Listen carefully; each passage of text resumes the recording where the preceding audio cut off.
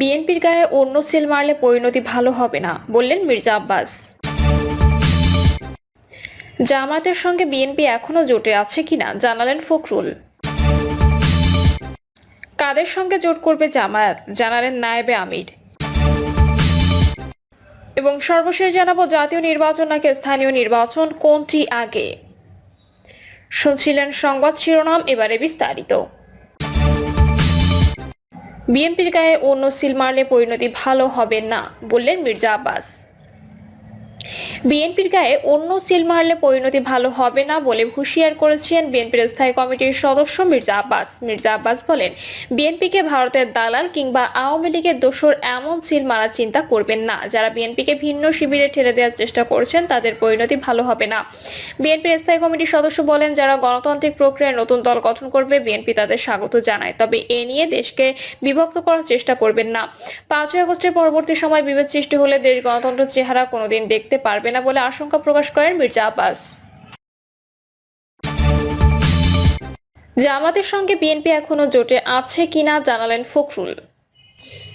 জামায়াতের সঙ্গে বিএনপির বর্তমান সম্পর্কের অবস্থান স্পষ্ট করেছেন বিএনপির মহাসচিব মির্জা ফখরুল ইসলাম আলমগীর। তিনি বলেছেন, এখন কিন্তু আমরা কারোর সঙ্গে জোটবদ্ধ নই, আমরা আছি যুগপৎ আন্দোলনে। আমাদের সঙ্গে যে দলগুলো আছে আমরা যুগপৎ আন্দোলনে আছি, কিন্তু কোনো জোট আমাদের সঙ্গে নেই। মির্জা ফখরুল বলেন, গণতান্ত্রিক রাজনীতিতে নির্বাচনে এই জোটবদ্ধ হওয়াটা ইলেকশনের আগে এটা কমন ব্যাপার, সব দেশে পৃথিবীর সব জায়গায় আছে। ভারতীয় মুসলিম লীগ আর কমিউনিস্ট পার্টি একসঙ্গে জোট বাঁধে। জুলাই গণ অভ্যুত্থানে নেতৃত্ব দেওয়া শিক্ষার্থীরা নতুন রাজনৈতিক দল গঠনকে কিভাবে দেখেন? এমন প্রশ্নের জবাবে মির্জা ফখরুল বলেন, সরকারের নিজেদের প্রতিনিধি রেখে তারা নির্বাচনে অংশ নিতে চাইলে অন্য রাজনৈতিক দলগুলো বিষয়টি মেনে নেবে না। অন্তর্বর্তী সরকারের মেয়াদের বিষয়ে এক প্রশ্নের জবাবে তিনি বলেন, যদি সরকার পূর্ণ নিরপেক্ষতা পালন করে তাহলেই তারা নির্বাচন পরিচালনা করা পর্যন্ত থাকবেন, তা না হলে নিরপেক্ষ সরকারের প্রয়োজন হবে। বিএনপি দ্রুত নির্বাচনের দাবি তুললে ছাত্র নেতারা দলের শুধুমাত্র নির্বাচন আয়োজনের জন্য গণঅভ্যুত্থান হয়নি। এ বিষয়ে মন্তব্য করতে গিয়ে মির্জা ফখরুল বলেন, আমাদের খুব পরিষ্কার করে বলা আছে, আমরা আন্দোলন করেছি, রাজনৈতিক দল করছি গণতান্ত্রিক ব্যবস্থার জন্য, গণতন্ত্র প্রতিষ্ঠার জন্য। আমরা গণতন্ত্রে ঢোকার প্রথম ধাপটি হচ্ছে নির্বাচন। যেহেতু তিনটি নির্বাচন আওয়ামী লীগ সরকার নষ্ট করে দিয়েছে, জনগণ ভোট দিতে পারেনি। আমরা ভোটের অধিকারটা তো প্রথম অধিকার, নাগরিক হিসেবে আমি এই দেশের মালিক, আমার একমাত্র হাতিয়ার হচ্ছে আমার ভোটটা, সেটাই তো আমরা দিতে পারিনি। সুতরাং নির্বাচন চায় না বা নির্বাচন প্রধান নয় এ কথা চিন্তা করাও তো ভুল। নির্বাচনটা আমরা মনে করি প্রধান, কারণ এই নির্বাচনের মাধ্যমেই আমি গণতান্ত্রিক ব্যবস্থায় ফিরে যেতে পারবো, আমি গণতান্ত্রিক সংবিধানের পরিবর্তনগুলো আনতে পারবো, গণতান্ত্রিক একটা রাষ্ট্র আমার পুনর্নির্মাণ করতে পারবো। তাছাড়া আমার বিকল্প কিছু নেই। অন্তর্বর্তী সরকার যেসব সংস্কারের কথা বলছে তা নির্বাচিত সরকার ছাড়া পুরোপুরি অর্জন করা সম্ভব হবে না বলে যুক্তি দিতে গিয়ে মির্জা ফখরুল বলেন, যে কোনো সংস্কারের অনুমোদন নেওয়ার জন্য নির্বাচিত সংসদের প্রয়োজন হবে, এ কারণে দ্রুত নির্বাচন দেওয়া প্রয়োজন। কাদের সঙ্গে জোট করবে জামায়াত জানালেন নায়েবে আমির। বাংলাদেশ জামায়াতে ইসলামের কেন্দ্রীয় নায়েবে আমির অধ্যাপক মুজিবুর রহমান বলেছেন, ইসলাম যেখানে জোট ও সমঝোতা হবে সেখানে, ইসলাম ছাড়া জোটও নাই, সমঝোতাও নাই।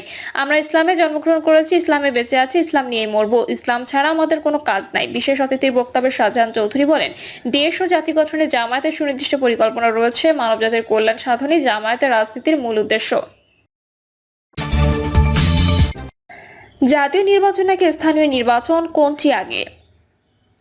আমরা দুই ধরনের সরকারের সঙ্গে পরিচিত, একটি হলো স্থানীয় সরকার এবং অন্যটি হলো জাতীয় বা কেন্দ্রীয় সরকার। তবে সরকার বলতে আমরা দ্বিতীয়টিকেই বুঝি। সরকার মানেই ঢাকায় বসে কিছু লোক ছড়ি ঘোরান, তাদের দখলে আছে সচিবালয়, পার্লামেন্ট ও আদালত, সঙ্গে আছে জেলখানা, গোয়েন্দা পুলিশ আর মিলিটারি। স্থানীয় সরকার আছে 3 স্তরে, জেলা পর্যায়ে জেলা পরিষদ, উপজেলা পর্যায়ে উপজেলা পরিষদ ও ইউনিয়ন পর্যায়ে ইউনিয়ন পরিষদ। ছোট শহরে আছে পৌরসভা, বড় শহরে আছে সিটি কর্পোরেশন। এগুলো নামেই সরকার, ঢাক নেই, তলোয়ার নেই, নিধিরাম সরকার। আমাদের দেশে স্থানীয় সরকার পরিচালিত হয় কেন্দ্রীয় সরকারের নির্দেশে, বলা যায় এটি সরকারের এক্সটেনশন। স্থানীয় পর্যায়ে কেন্দ্রীয় সরকারের কাজকর্মের জোগালি। সরকারি কর্মকর্তারা চাইলে স্থানীয় সরকারের নির্বাচিত প্রতিনিধিকে বরখাস্ত করতে পারেন। তারপর স্থানীয় সরকারের একটা গুরুত্ব আছে, কারণ এটা নাগরিকদের একেবারে ঘরের দুয়ারে। ধরা যাক ইউনিয়ন পরিষদ, কোনো ঝামেলা না হলে 5 বছর পর পর এখানে নির্বাচন হয়। ব্রিটিশ আমল থেকে হয়ে আসছে, তখন নাম ছিল ইউনিয়ন বোর্ড। পাকিস্তান আমলে নাম হলো ইউনিয়ন কাউন্সিল, বাংলাদেশের নাম হলো ইউনিয়ন পরিষদ। এর মধ্যে কাজের পরিধি অনেক বেড়েছে খরচ ও আর্থিক বরাদ্দ। আগে ইউনিয়ন বোর্ডের প্রধান ছিল প্রেসিডেন্ট। ব্রিটিশ আমলে প্রেসিডেন্ট বলতে ইউনিয়ন বা জেলা বোর্ডের প্রেসিডেন্টকে বোঝাতো। এখন তো প্রেসিডেন্ট হলেন রাষ্ট্রপ্রধান, তিনি বলেন বঙ্গভবনে।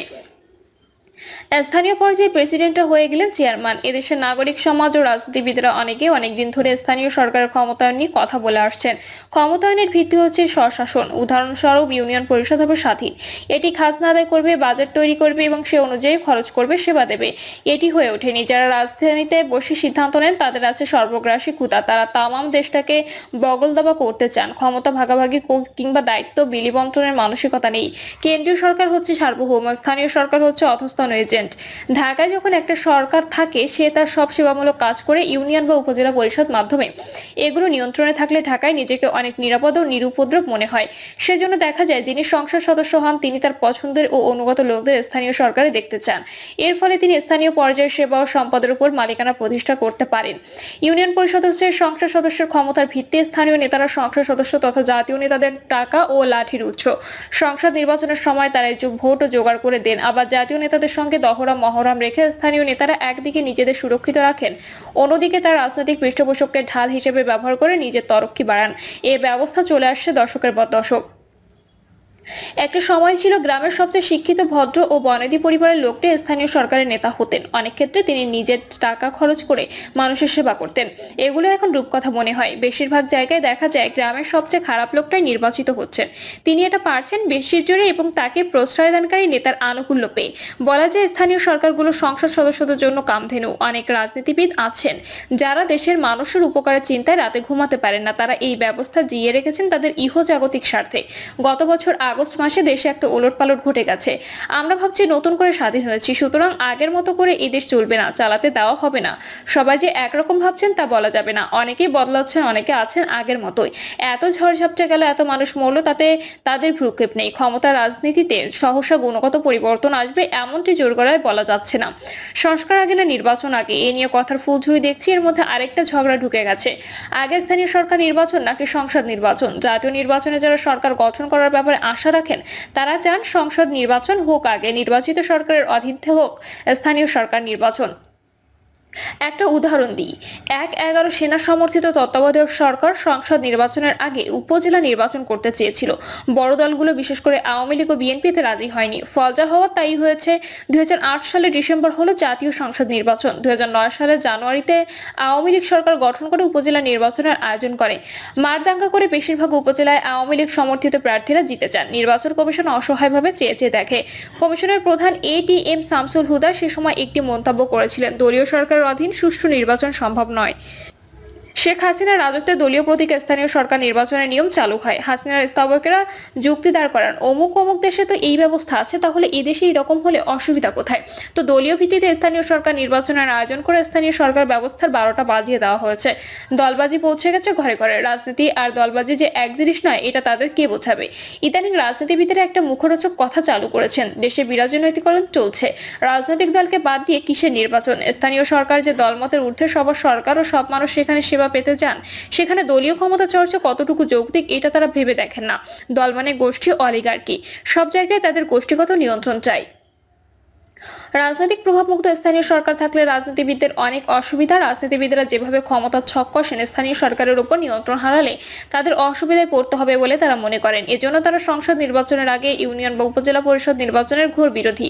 তাদের আশঙ্কা স্থানীয় সরকার নির্বাচন আগে হয়ে গেলে সংসদ নির্বাচনের সময় তাদের ভোট জোগাড় হবে কিভাবে? টাকা পয়সার ব্যাপার তো আছে। ক্ষমতা প্রত্যাশী কোনো কোনো রাজনৈতিক দল মনে করেন স্থানীয় সরকার নির্বাচন দিয়ে একটা ভিত্তি তৈরি করে অন্তর্বর্তী সরকার দীর্ঘকাল ক্ষমতায় থেকে যেতে চায়। এটি একটি ষড়যন্ত্র। জেনারেল আইয়ুব খান ও জেনারেল এরশাদ এভাবে অনেকদিন ক্ষমতায় ছিলেন। এটা অবশ্যই একটা আশঙ্কার কথা। অন্তর্বর্তী সরকারের যে কোনো রাজনৈতিক অভিলাষ নেই, এটা তাদের স্পষ্ট করতে হবে। স্থানীয় সরকারের নির্বাচন আয়োজন করতে গিয়ে জাতীয় নির্বাচন থেকে ফোকাস যেন সরে না যায় সেটিও দেখতে হবে। হাসিনা সরকারের পতনের পর তার সাজানো বাগান তছনছ হয়ে গেছে। স্থানীয় সরকার, তার আশ্রিত ও তার দ্বারা পরিপুষ্ট যারা ছিলেন তারা অনেকেই ভেঙে গেছেন। মেয়র, চেয়ারম্যানদের অপসারণ করা হয়েছে। মানুষের দরকারি সেবাগুলো পাচ্ছে না। যদি ১-১.৫ বছর পর সংসদ নির্বাচন হয়, ততদিন সাধারণ মানুষকে সেবা বঞ্চিত রাখা হবে কোন যুক্তিতে? এদিক থেকে বিবেচনা করলে বলতে হয় যত তাড়াতাড়ি সম্ভব স্থানীয় সরকার নির্বাচনের আয়োজন করা হোক। এটি এবছর এপ্রিল-মে মাসের মধ্যেই হওয়া বাঞ্ছনীয়। তারপর তো বর্ষা এসে যাবে। একই সঙ্গে সংসদ নির্বাচনেরও সম্ভাব্য একটি তারিখ ঠিক করা যেতে পারে। প্রিয় দর্শক, এই ছিল এখনকার সর্বশেষ সংবাদ। আপডেট সব সংবাদ পেতে চ্যানেলটি সাবস্ক্রাইব করে বেল আইকনটি ক্লিক করে রাখুন।